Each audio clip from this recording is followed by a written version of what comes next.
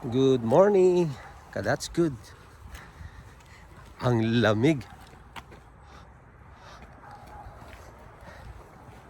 Magliliwanag pa lang maaga tayo lumabas ngayon mga ka-that's good. Dahil meron tayong maaga yung lilinisang bahay dahil nag-reschedule siya. Gusto niya ng maaga ngayon. Ayaw na niya ng 10 o'clock. Gusto na niya ng 8 o'clock. Kinakarga ko tong mga gamit natin ka that's good. Ayun oh.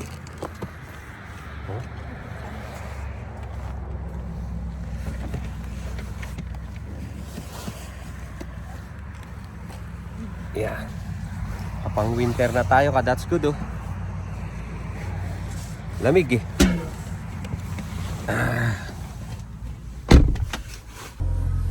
Adjust natin yung heater natin ng 26. Pati upuan pala painitin natin. Close natin. Yan. Okay na ka, that's good. Good morning Kilona. Naka-headlight pa ako ka, that's good dahil medyo dilim pa. Lamig mga ka, that's good. Hindi pa masyado pero malamig na rin yan sa akin. 5 degree. Lamig na yan, no? In 1 kilometer, at the roundabout, take the first exit onto Lakeshore Road. Ito yung lilinisan natin ngayon, bi-weekly. Ito yung bi-weekly na nililinisan natin mga ka-that's good. Every 2 weeks ito na nililinisan sa bandang West Kilona ito. Mababait tong mga ito.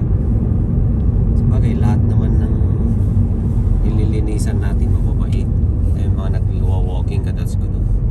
Meron silang reflector para makita sila ng mga deer.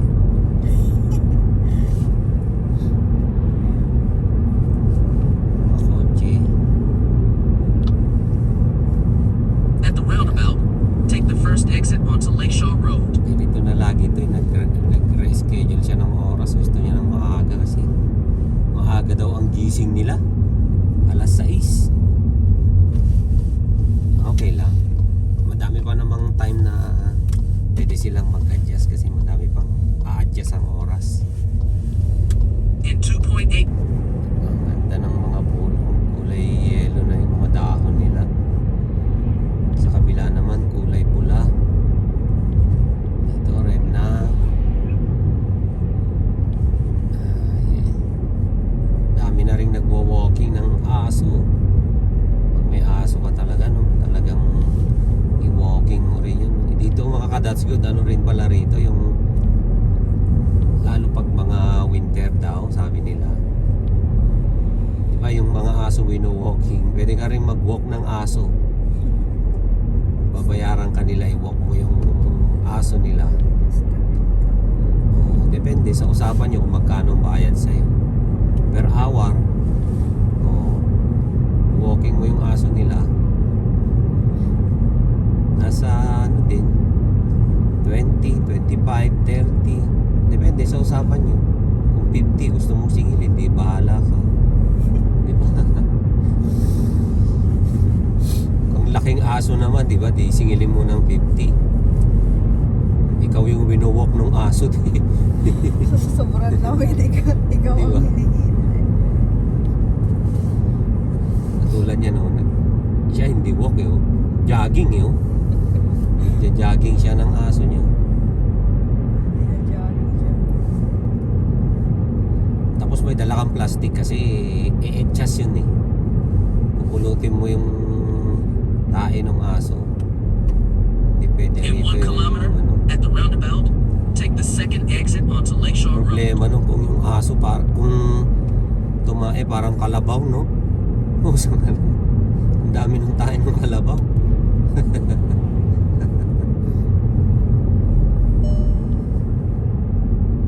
4.0 degrees na. That's good. Bumaba rito sa babaang temperature.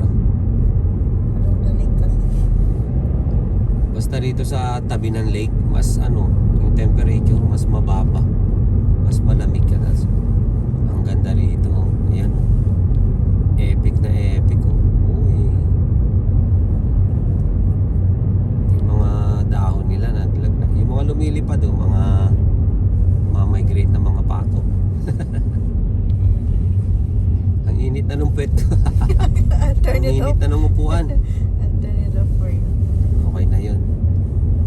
At the roundabout, take the second exit onto Lakeshore Road. Ayun, that's good. Lumamig po, naging 3.5 na rito.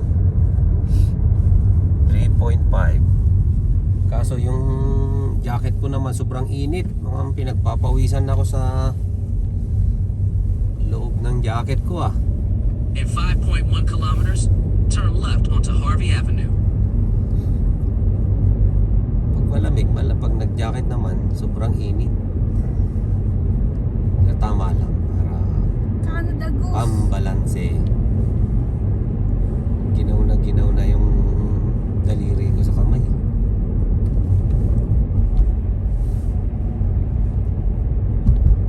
Yun yung mga boot, oh. Nilagyan na nila ng trapal. Trapal. Tinakpan na nila yung mga boot nila kasi magwi-winter na. Oo. Para hindi pasukin ng snow.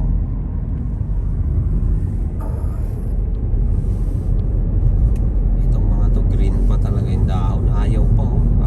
Matasod, ayaw pa nila. Ito red na red, no? Yung iba green pa eh. Ayan. Lumalaban pa eh. So just turn brown then. Ito yata hindi na to magkukulay red tsaka yellow. Magba-brown na lang yata to. O kaya pag nag-snow. Ito, ganda rin yan pag nag-yellow yung mga yan. Yan.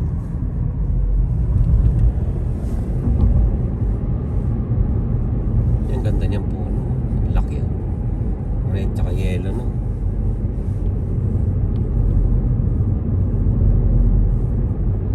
Daming ginagawa ngayon dahil ihahabol nila sa bagong mag-winter yung mga yan.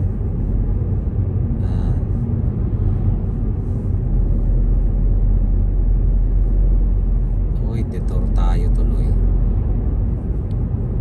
Kaya that's good pag may mga ginagawa talagang ano, daming signage. Diba? O detour daw tayo, di tayo pwede doon. Eh di detour. O dito tayo. In 3.2 kilometers, turn left onto Harvey Avenue. Tapos yan. Yan. Mga nagbabike naman, mga ganyan. Lalayuan mo yan. Kung kikit-kitin yung nagbabike, lumayo ka ng, siguro didistansya ka ng mga 2 metro para sigurado. Hindi sila, may ano sila, may space to move. That's good. Oh. Ganda na ng mga puno. Ayan, nagwo-walking din. Walking siya. Wino-walking siya nung aso niya. Ayan pa, oh. Cute, oh. Lilite, oh.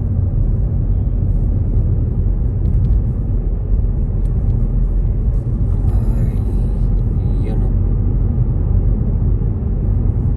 Mainit talaga tong jacket ko, ah. Nasa highway 97 na tayo, that's good. Ang dami sasakyan dahil magpipik hour na ng ganito eh, yung mga papasok sa trabaho. Highway 97 South. Ito yung papuntang Vancouver. Paggaling ka ng Kelowna. Pero di tayo naabot doon. Dito lang tayo sa West Kelowna.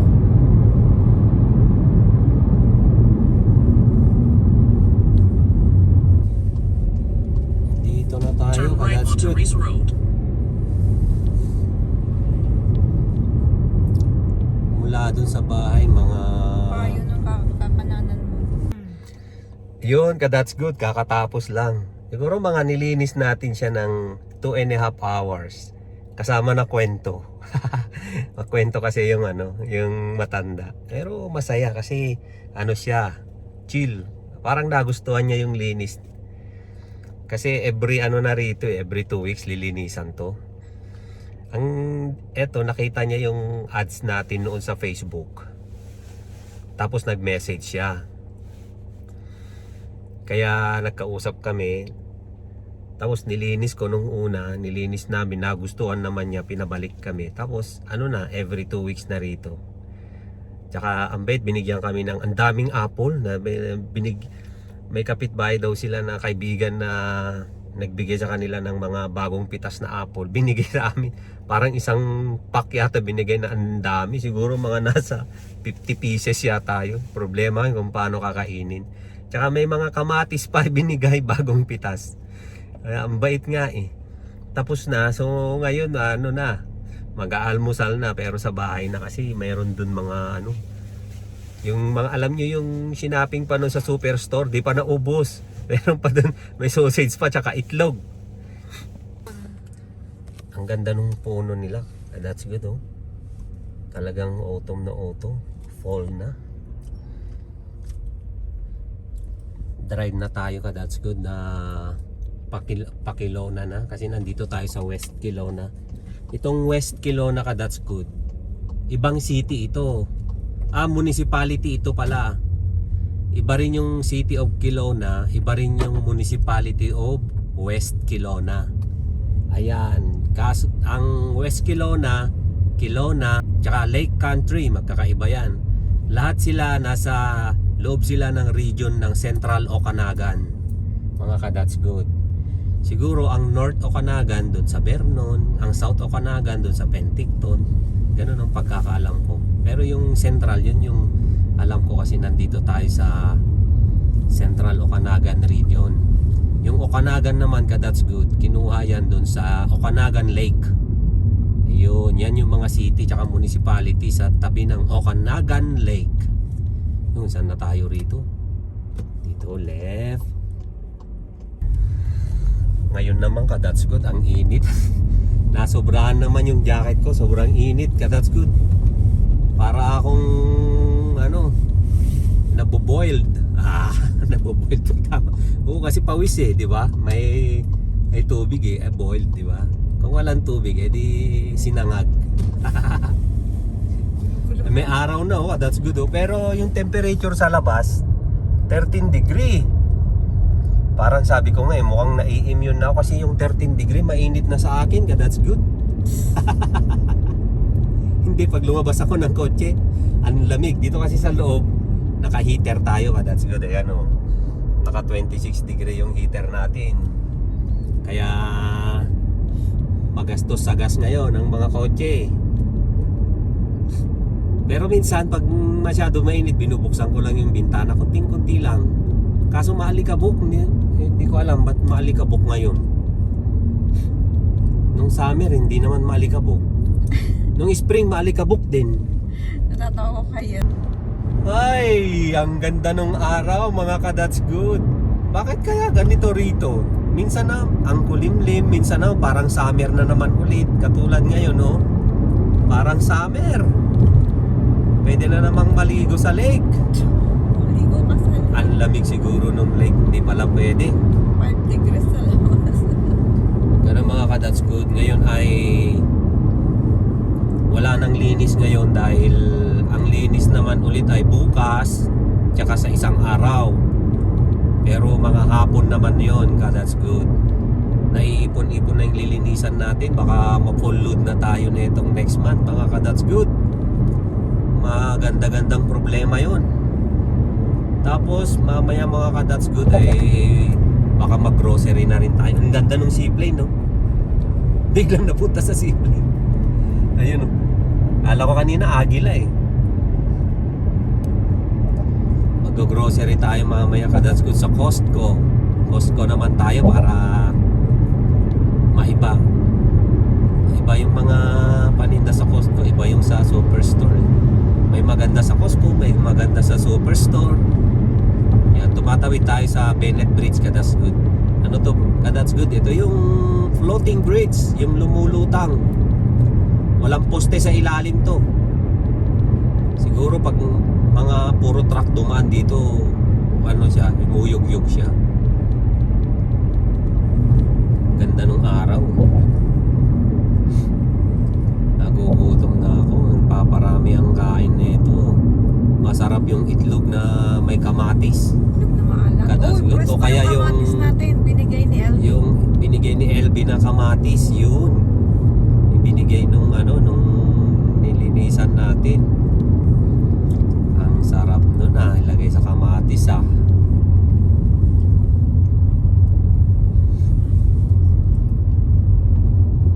Okay na rin yung mga permit ka, that's good. Sa susunod baka mag-video rin ako dun sa office natin, that's good. Yung office ng You're Made in Canada. Kasi ginagawa na yung website natin, that's good. Ipapublish na natin baka within this week. Naantay ko lang yung uniform. Dumating na yung uniform kahapon. So, susuot namin. Suot ko. Tapos magpi-picture taking tayo dun sa opisina ng You're Made in Canada. Yes, parang pinaka-opening na rin niya. Pinaka-official opening. Lupit May official opening Bili nga ako ng balloon sa dollar store.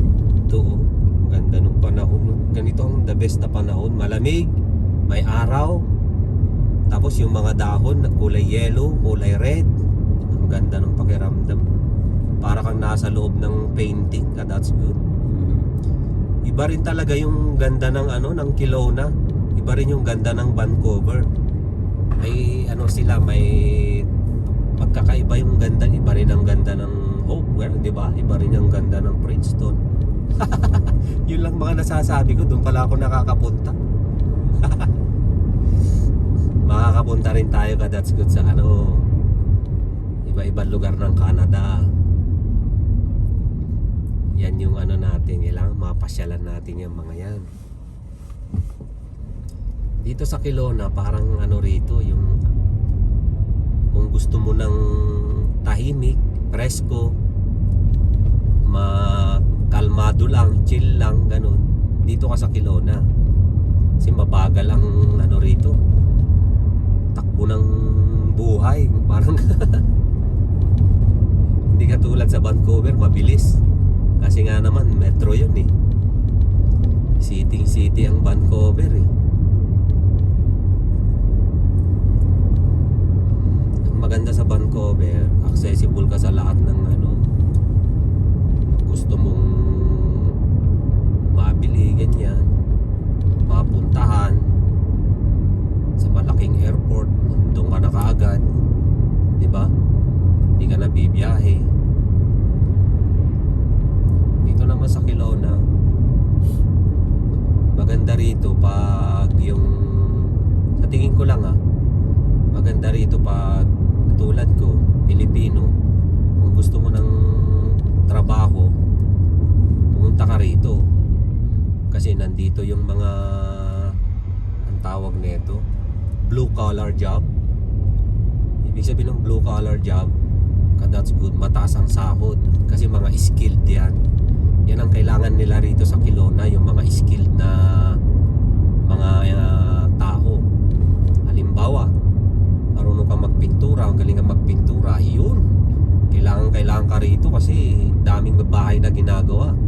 Magaling kang karpintero, mason, kailangan ka rito that's good. Magaling kang plumber, diba? Tubero. Plumber, grabe. Lalo yung plumber that's good. Yan yata ang pinaka number 1 na in demand dito, tubero. Alam nyo rito that's good, may mga doktor na ang sideline nila plumbing, nagtutubero, doktor. Merong mga abogado. Ang sideline nila pag tapos na sila sa clinic nila, halimbawa, Yellow. plumbing sila, tutubero sila, that's good. White collar sila, di ba? Tapos nagiging blue collar pag hapon na. Lupit, di ba? Ganon. Tapos katulad yan, maraming mga kino-construct dito sa Kelowna dahil ang Kelowna, boom na boom. Dahil ginagawang bahay. Halimbawa, welder, naku, pasok na pasok ka rito sa Kelowna. At ang sahod kasi ng blue collar, that's good, ang taas. Pinakamababa na yung $50 per hour. Pinakamababa na yun. Kumbaga, nahihirapan na silang maghanap ka, that's good, ng magtatrabaho pag halimbawa $50 per hour lang ino-offer nila. Ang gusto kasi ng karamihan, medyo syempre mas mataas kasi marami yung trabaho, marami silang pagpipilian, kunti yung nagtatrabaho rito. Ano pa, yung mga maganda rito dahil maganda rin dito yung mga ride sharing, ganyan.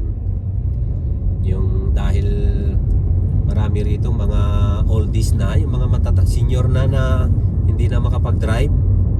Ayan, kailangan nila ng mga taxi, U-Ride. Yan. Maganda rin dito yung mga cleaners. Yan, tagalinis ng bahay dahil karamihan dito bahay. Parang sa tingin ko nga 90% yata ng building dito sa Kelowna, that's good, bahay, residential. Kunti lang yung mga commercial, ang commercial lang dito yung mga restaurant, kainan, yung mga bilihan ng kotse, yung mga ganun. Kaya yan ang ano rito sa Kelowna, mamimili ka na lang. Tingin ko lang maraming ano rito, mas marami ang trabaho kaysa tao dito sa Kelowna. Dito lang sa Kelowna ka, that's good. Yung renta, ganyan, lumalaban. Hindi ko lang alam sa ibang lugar pero ibig sabihin lang lumalaban. Kapag gumaganda yung parang sinasabay nila, that's good. Tumataas din ang renta kapag gumaganda ekonomiya. Hindi stable ang rent dito, that's good. Pabago-bago. Maya-maya sasabihin tumaas na yung rent dahil kung ano yung sinasabi nila. Pero yung taas naman ng rent, papalitan naman yun ng that's good. Ganda naman, ang ganda naman ng uupahan mo, hindi ka naman bibigyan ng rerentahan mo na sablay. Mahal yung rent pero yung bahay talagang ang ganda naman, hindi talagang pang din talaga, pang rent na yung pang bahay talaga. Kompleto na, dadalhin mo na lang yung damit mo.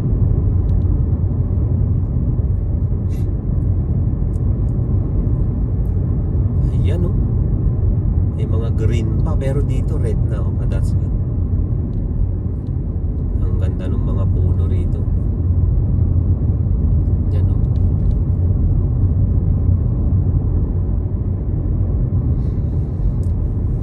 katulad niya ginagawang building na yan sa tabi ng lake. Ang ginagawa niya mga bakal lahat yan. Siyempre mga welder ang gumawa niyan, di ba? Tapos papaliputan nila ng plywood yan. That's good. Ganun dito sa Kelowna. Pero kung ganda talaga, ganda ng Kelowna. Ayan.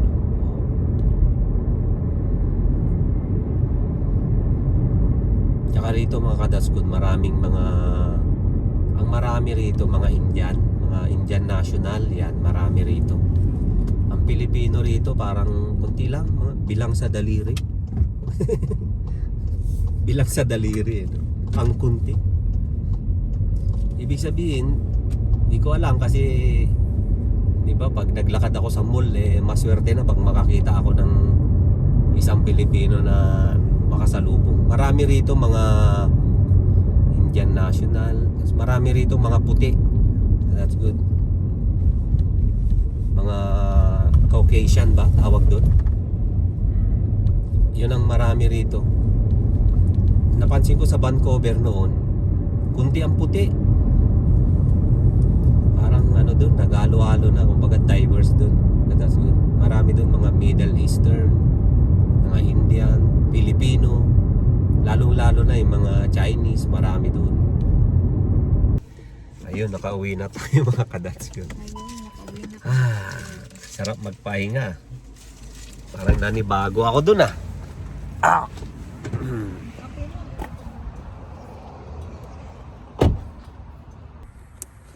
Ito yung binigay naman sa Hanas, kadats good oh. Ang dami oh. Tignan ko nga yung loob. Ito kadats good oh. Wow, bagong pitas. Ito yung tinatawag na Gala apple. Apple to eh. Nung bata ako, ang tawag namin dito apple.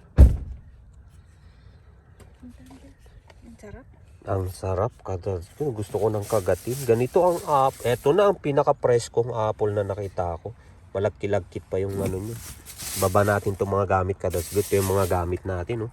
Vacuum natin. Ito, tingnan mo naman. Oops, ano to? Ba't na ano to? Yung mga ano yun? Yung mga basahan natin nandun. Yung mga basahan natin kadats good. Yan, baba natin. Puro bago kadats, hindi tayo gumagamit ng lumang basahan. Bago lahat ginagamit natin. Iba-ibang bahay, bago. Ang lamig dito kadats good. Sa amin, ayan oh. Ito na yung palibot nung yan yung nirerentahan namin. Yan. Yun yung RV nila. Diyan kami nagre-rent. Diyan sa basement. Yung mga poultry dito. Mga kadats good. Ngayon tayo re-remit tong mga ano natin. Doon sa recycling. Mga recycling natin. That's good. Hindi na kayang paabutin ng Sabado dahil naipon na. Hindi tayo nakapag recycling nung Sabado kasi pumunta tayo ng Vancouver. Nagbiyahe. So ngayon, Miyerkules ngayon dito sa Canada ka, that's good. Dito sa BC.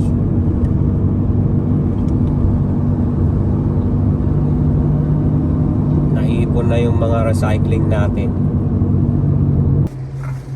Dito kasi sa Kelowna, ewan ko lang kung buong Canada ito. Kailangan i-segregate mo yung mga tin can, mga bote. Tapos pwede mong dalhin dito sa recycling depot.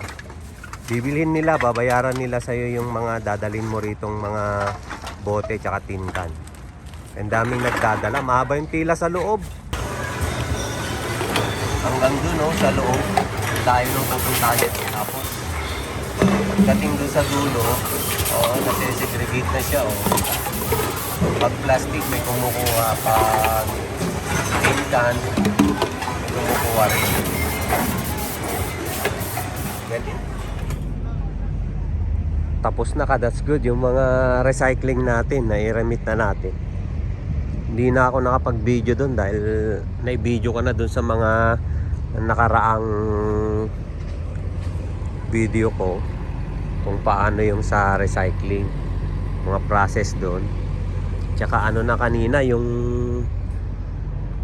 maraming tao, bakbaka mabilisan, muntik pa ma-expire yung ma-expire yung ticket ko, yung receipt ko. Na-expire din pala yun. Dito ko sa Canadian Tire, meron lang akong bibilhin yung parang screw na pangluwag ng ng laptop kasi yung laptop ko na tapunan ng wine. Ayaw nang mag-open. Ngayon may napanood ako sa YouTube. Bubuksan ko yung laptop. Bilila ko ng screw, yung parang star kasi yun eh. Tignan ko rito meron. Kukulay yellow na yung mga dahon, mga ka-that's good. Ganda rito oh. Lalaglag na yung mga dahon nila.